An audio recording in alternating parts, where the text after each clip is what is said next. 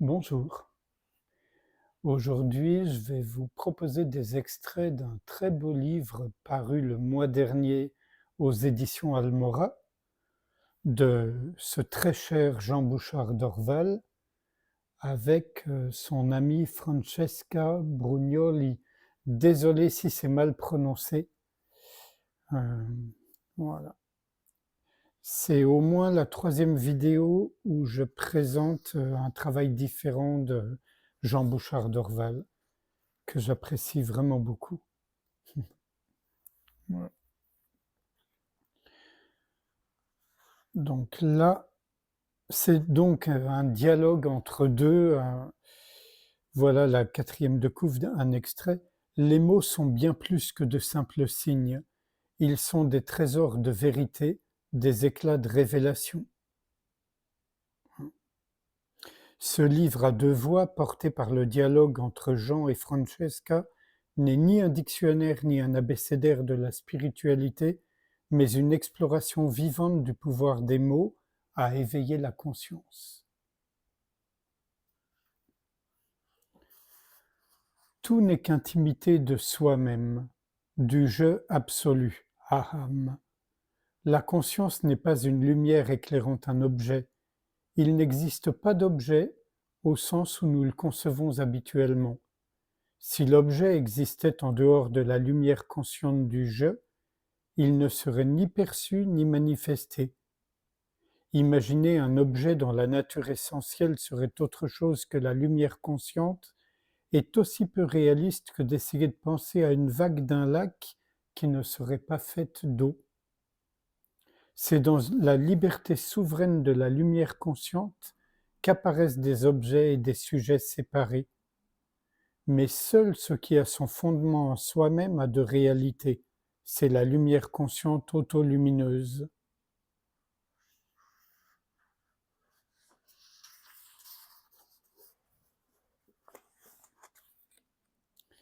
Ici, Francesca, quand on se sait vraiment lumière consciente, ce n'est pas que cette lumière manifestée sous forme d'objet n'existe pas, c'est que cette lumière manifestée est partie intégrante de la lumière consciente, tout comme le bleu, le vert, le jaune, l'orange et le rouge sont parties intégrantes de la lumière solaire et n'en sont absolument pas séparées. C'est uniquement lorsqu'on se sent séparé de cet unicum qu'on ressent le besoin de nommer bleu, vert, etc. C'est lorsque je me localise et me cristallise dans le bleu que je vois les autres couleurs comme séparées et que je les traite et les nomme séparément. Jean. La mécanique quantique est en parfaite résonance avec ce constat fondamental. Un électron ne devient électron qu'au moment où il est perçu, mesuré. Entre deux mesures, il n'y a qu'une sorte de tendance à être, représentée mathématiquement par la fameuse fonction d'onde immatérielle de Schrödinger. Il faut garder ceci à l'esprit pour bien comprendre les belles expériences modernes d'intrication de particules. Deux particules jumelles, qu'on a pris l'habitude d'appeler Alice A et Bob B, nées d'un même processus et n'ayant pas interagi avec un autre système avant la mesure, se comportent de façon que Bob est déjà au courant de la mesure faite sur Alice, même si la distance entre les deux est trop grande pour qu'un signal ait eu le temps d'aller de l'une à l'autre à la vitesse de la lumière. Cela montre que ce qui arrive à Alice arrive aussi à Bob et qu'en fait, cela arrive à la réalité immatérielle dont Alice et Bob ne sont que les manifestations ponctuelles dans l'espace-temps au moment de la mesure. N'oublions pas que Jean a une formation de physicien, ingénieur nucléaire physicien, chercheur. Le pur ravissement, c'est d'abord d'être ravi, ou enlevé à soi-même, c'est-à-dire enlevé au connu, à cette image statique et frileuse que nous avons coutume d'appeler je ou moi. C'est briser l'état d'indifférence dont parlent les maîtres indiens de l'esthétisme, cet état de torpeur dans lequel nous passons une grande partie de nos jours sur Terre. Toute pratique de méditation comme une technique ou un moyen quelconque de devenir autre que ce qu'on est déjà, cela n'est qu'agitation supplémentaire, nouvelle intervention en vue d'une récompense dans un instant futur qui n'existe pas, et pour le profit d'un personnage fabriqué à Ahamkara virtuel. En ce sens, pratiquer la méditation est aux antipodes de ce qu'est vraiment méditer. Un jour, je me demandais comment il se faisait que mes plus profonds instants de silence me venaient toujours en dehors de mes moments de méditation. Une réponse fusa de l'intérieur comme l'éclair. C'est parce que j'entretiens peut-être encore des concepts erronés sur ce qu'est vraiment la méditation.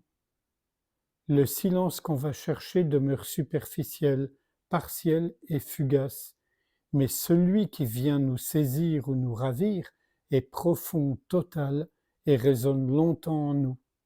Le véritable silence ne peut qu'être involontaire, impersonnel.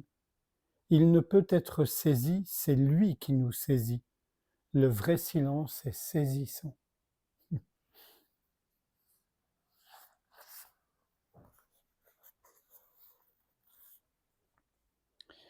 Tant qu'un être humain demeure en résonance profonde avec le divin, on peut avoir confiance en lui et il peut avoir confiance en lui-même. Et enfin, un tout dernier où Jean aborde Nisargadatta Maharaj.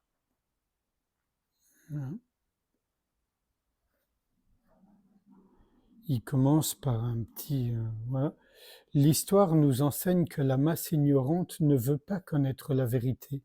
Et au sein de cette masse, un imbécile a plus de chances de devenir un héros acclamé.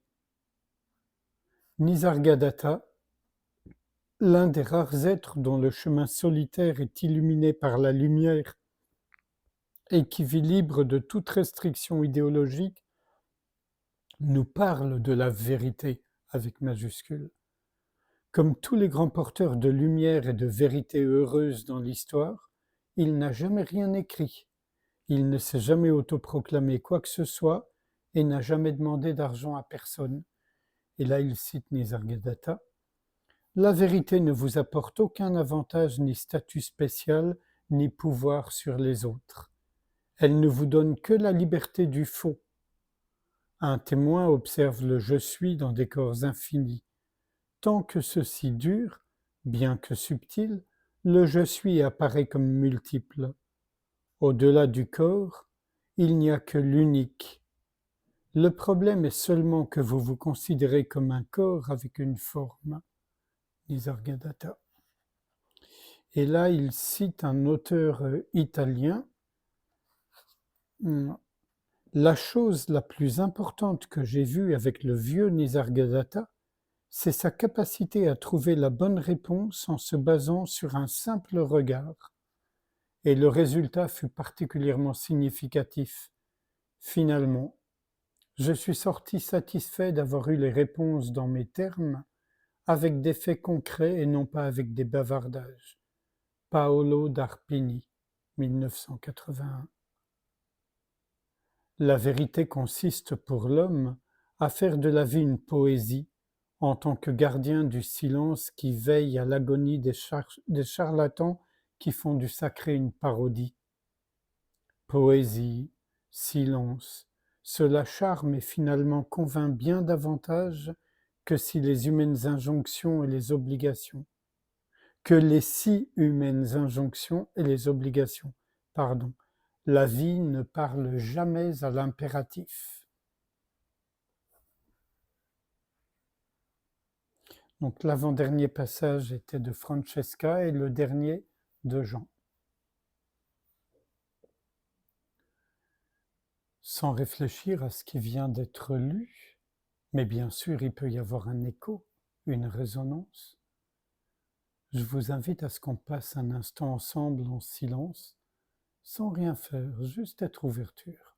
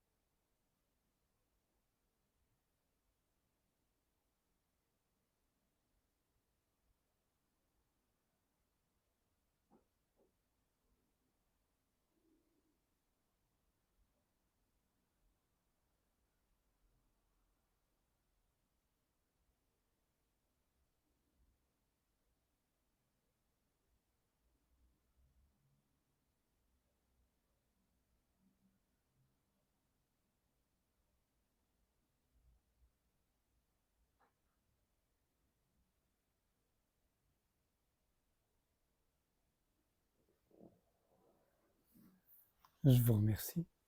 À bientôt.